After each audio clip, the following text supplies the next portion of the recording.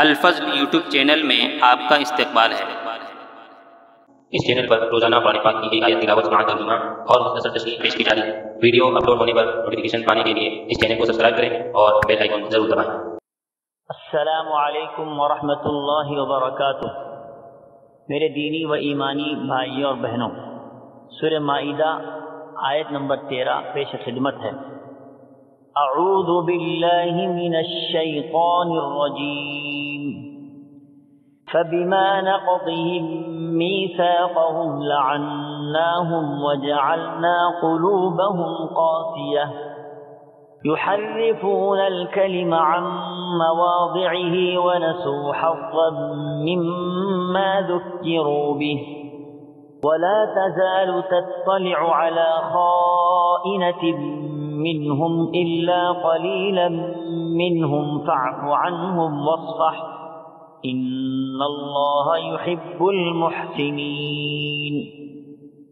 پھر ان کی آہ چکنی کی وجہ سے ہم نے ان پر اپنی لعنت نازل فرما دی اور ان کے دل سخت کر دیے کہ وہ کلام کو اس کی جگہ سے بدل ڈالتے ہیں، اور جو کچھ نصیحت انہیں کی گئی تھی اس کا بہت بڑا حصہ بھلا بیٹھے۔ ان کی ایک نئے خیانت پر تجھے اطلاع ملتی ہی رہے گی۔ ہاں، تھوڑے سے ایسے نہیں بھی ہیں، بس تو انہیں معاف کرتا جا اور درگزر کرتا رہ، بے شک اللہ تعالیٰ احسان کرنے والوں سے محبت کرتا ہے۔ حضرات، آپ نے بنی اسرائیل کی عہد شکنی، عناد و سرکشی کے بارے میں بارہا سنا ہوگا کہ انہوں نے کس طرح اللہ کی آیات سے کھلواڑ کیا اور ان کی مخالفت کی۔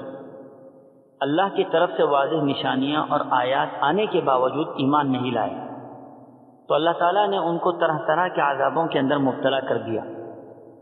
بنی اسرائیل پر دو طرح کے عذابات آئے، ایک ظاہری اور محسوس ہونے والا عذاب، جیسے ان پر خون کا عذاب آیا، مینڈکوں کا عذاب آیا، بارش کا عذاب آیا، زمین کا تختہ الٹ دیا گیا وغیرہ۔ دوسرا عذاب معنوی اور روحانی ہے، یعنی ان کے دل و دماغ مسخ ہو گئے، سوچنے سمجھنے کی صلاحیت ہی نہ رہی، اچھائی اور برائی کا فرق ہی ختم ہو گیا وغیرہ۔ اسی کو اللہ تعالیٰ ارشاد فرماتے ہیں فَبِمَا نَقْضِهِم مِّيثَاقَهُمْ لَعَنَّاهُمْ وَجَعَلْنَا قُلُوبَهُمْ قَاسِيَةً، یعنی ہم نے ان کی بدعہدی اور میثاق کی خلاف ورزی کی سزا میں ان کو اپنی رحمت سے دور کر دیا اور ان کے دلوں کو سخت کر دیا۔ حضرات، رسول کریم صلی اللہ تعالیٰ علیہ وسلم نے ایک حدیث میں ارشاد فرمایا کہ انسان جب اول کوئی گناہ کرتا ہے تو اس کے دل پر ایک سیاہ کالا نقطہ لگ جاتا ہے، جس کی برائی کو ہر وقت ایسا محسوس کرتا ہے جیسے کسی صاف سفید کپڑے پر ایک سیاہ داغ لگ جائے، تو ہر وقت نظر کو تکلیف دیتا ہے۔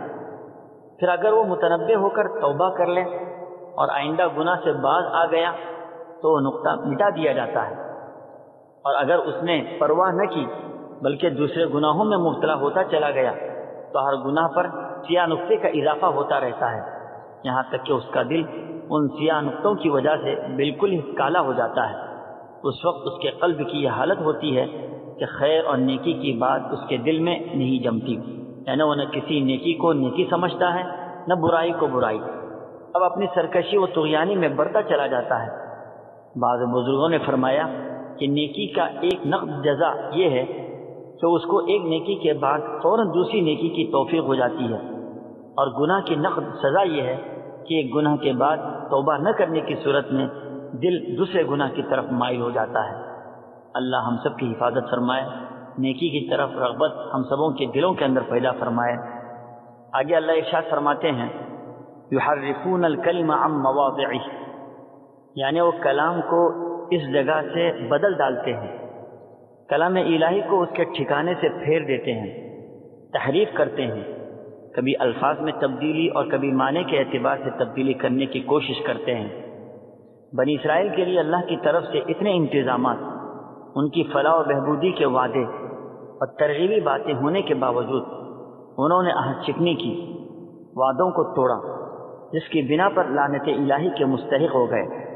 اس لعنت کا اثر ان کی دنیاوی زندگی میں یہ ہوا کہ ان کے دل سخت کر دیے گئے، کوئی اچھی باتیں ان کے دلوں پر اثر نہیں کرتی تھی، دوسری ان سے یہ حرکت ہونے لگی کہ وہ کلمات الہی میں رد و بدل کرنے لگے۔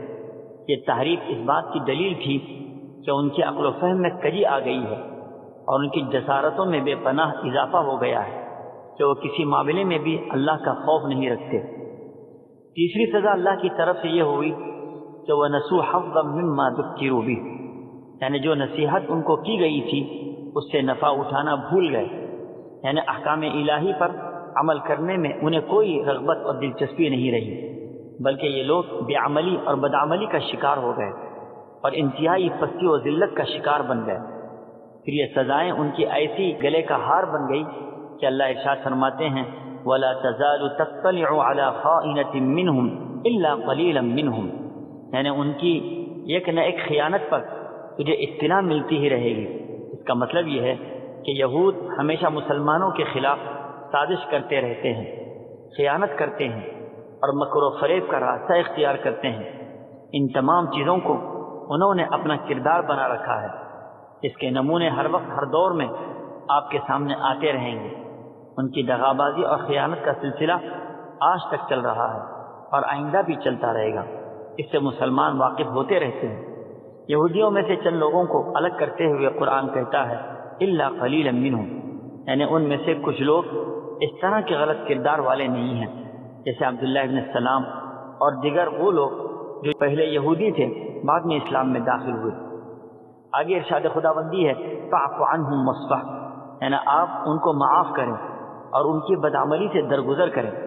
جب ان کی عادت ہی یہی ہے کہ وہ عناد، ضد، ہٹ درمی کا شکار ہیں تو پھر ان سے بار بار الجھنے کی ضرورت نہیں، بلکہ ان کو ان کی حالت پر چھوڑ دیجیے اور درگزر کیجیے اور ان کی برائی کا بدلہ عفو و احسان سے دیجیے، ہو سکتا ہے وہ اس سے متاثر ہوں۔ تفسیری کتابوں میں اس بات کی وضاحت ملتی ہے کہ عفو و درگزر کا یہ حکم اس وقت دیا گیا تھا جب لڑنے کی اجازت نہیں تھی، بعد میں اس کی جگہ دوسرا حکم قرآن پاک کی سورہ توبہ آیت نمبر 29 کے ذریعے نازل ہوا۔ بعض لوگ کہتے ہیں حالات اور موقع کے اعتبار سے دونوں حکم الگ الگ ہیں۔ آیت کے آخری حصے میں اللہ فرماتے ہیں ان اللہ یحب المحسنین، بے شک اللہ تعالیٰ احسان کرنے والوں سے محبت کرتا ہے۔ عفو درگزر سے کام لینا یہ بہت بڑا احسان ہے اور اخلاق کا اعلیٰ نمونہ ہے۔ اس کی وجہ سے یہ لوگ اللہ کو انتہائی محبوب ہے۔ اللہ تعالیٰ ہم سبوں کو غلط راستے سے محفوظ رکھیں اور دین پر قائم رہنے کی توفیق عطا فرمائے۔